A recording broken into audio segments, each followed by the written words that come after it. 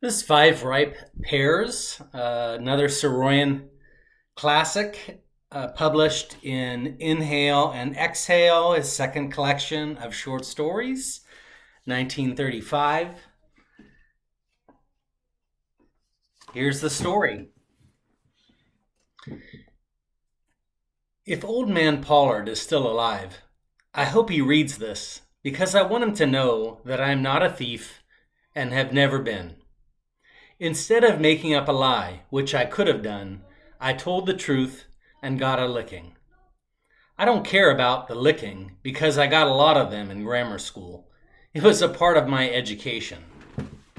Some of them I deserved, and some I didn't. The licking Mr. Pollard gave me I didn't deserve, and I hope he reads this because I'm going to tell him why. I couldn't tell him that day because I didn't know how to explain what I knew.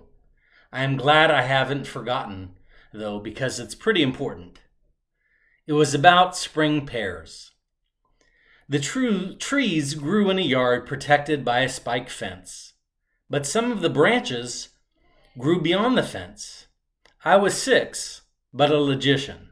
A fence, I reasoned, can protect only that which it encloses.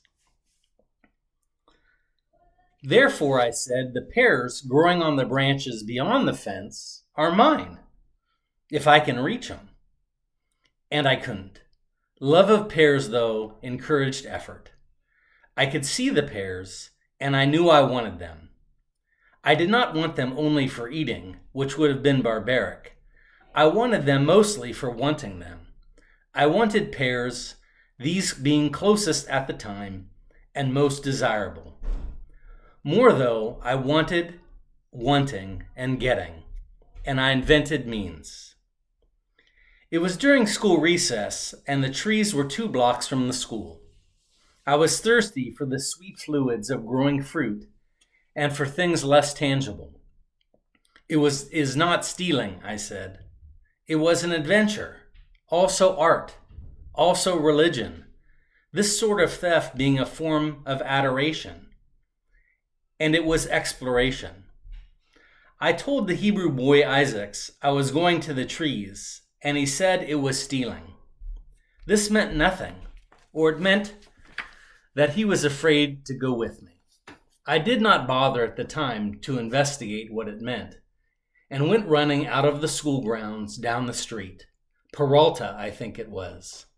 In minutes, I did not know how long recess endured, but I knew it never endured long, certainly never long enough. Recess should endure forever, was my opinion. Running to Pears as a boy of 6 is any number of classically beautiful things, music and poetry and maybe war. I reached the trees breathless, but alert and smiling. The pears were fat and ready for eating and for plucking from limbs. They were ready. The sun was warm. The moment was a moment of numerous clarities, air, body, and mind. Among the leaves I saw the pears, fat and yellow and red, full of it, the stuff of life, from the sun, and I wanted. It was a thing they could not speak about in the 2nd grade because they hadn't found the words for it. They spoke only of the easiest things, but pears were basic and not easy to speak of except as pears. If they spoke of pears at all, they would speak of them only as pears, so much a dozen, not as shapes of living substance miraculously, strange, exciting, and marvelous. They would think of them apart from the trees, and apart from the earth, and apart from the sun, which was stupid. They were mine if I could reach them, but I couldn't. It was lovely enough only to see them, but I had been looking at them for weeks. I had seen them on the trees when they had been bare of leaf. I had seen them the coming of leaves, the coming of blossoms. I had seen the blossoms falling away before the pressure of the hard green shapes of unripe pears. Now the pears were ripe and ready. And I was ready. I had seen, and the pears were mine from God. But it was not to eat. It was to touch and feel and know the pear. Of life, the sum of it, which could decay. I was to know and make immortal. A thief can be both an artist and a philosopher, and probably should be both. I do not know whether I invented the philosophy to justify the theft, or whether I denied the existence of theft in order to invent the philosophy. I know I was deeply sincere about wanting the right pears, and I know I was determined to get them, and to remain innocent. Afterwards, when they made a thief of me, I weakened and almost believed I was a thief, but it was not so. I laughed, standing beneath the pear boughs, but it was not the laughter of one who destroys and wastes. It was the laughter of one who creates and preserves. An artist is one who looks and sees, and all who have vision are not unblind. I saw the pears. I saw them first with my eyes, and little by little I saw them with every part of my body and with all of my heart. Therefore, they were mine. Also, because they existed on branches growing beyond the fence. A tragic misfortune of youth is that it is speechless when it has most to say, and a sadness of maturity is that it is garrulous when it has forgotten where to begin and what language to use. Oh, we have been well educated in error, all right. We at least know that we have forgotten. I couldn't reach them, so I tried leaping, which was and is splendid. At first I leaped with the idea of reaching a branch and lowering it to myself. But after I had leaped 2 or 3 times, I began to leap because it was splendid to leap.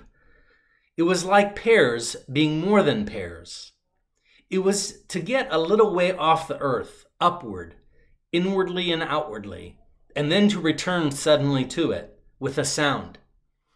To be flesh and more than flesh, full of it, and I leaped many times. I was leaping when I heard the school bell ring, and I remember that at first it sickened me because I knew I was late. A moment afterward, though, I thought nothing of being late, having as justification both the ripe pears and my discovery of leaping. I knew it was a reasonable bargain. I forget what they were teaching that day in the 2nd grade, but I believe it was hardly more important than my wanting and getting ripe pears, and finding out about leaping upward toward pear boughs. Wholly speechless, though, I didn't stop to think they would ask me, and I would not have the words to say it. I only knew I knew. I got 5 pears by using a dead tree twig. There were many more to have, but I chose only 5, those that were the most ready. 1 I ate, 4 I took to class, arriving 10 minutes late. A normal man is no less naive at 6 than at 60, but a few men are normal. Many are seemingly civilized. 4 pears I took to class, showing them as the reason for lateness. I do not remember what I said, if I said anything, but the ripe pears I showed. This caused an instantaneous misunderstanding, and I knew I was being taken for a thief, which was both embarrassing and annoying. I had nothing to say because I had the pears. They were both the evidence and the justification, and I felt bewildered because the pears to Miss Larkin were only the evidence. I had hoped she would have more sense, being a teacher and one who had lived long. She was severe and said many things. I understood only that she was angry and inclined toward the opinion that I should be punished. The details are blurred.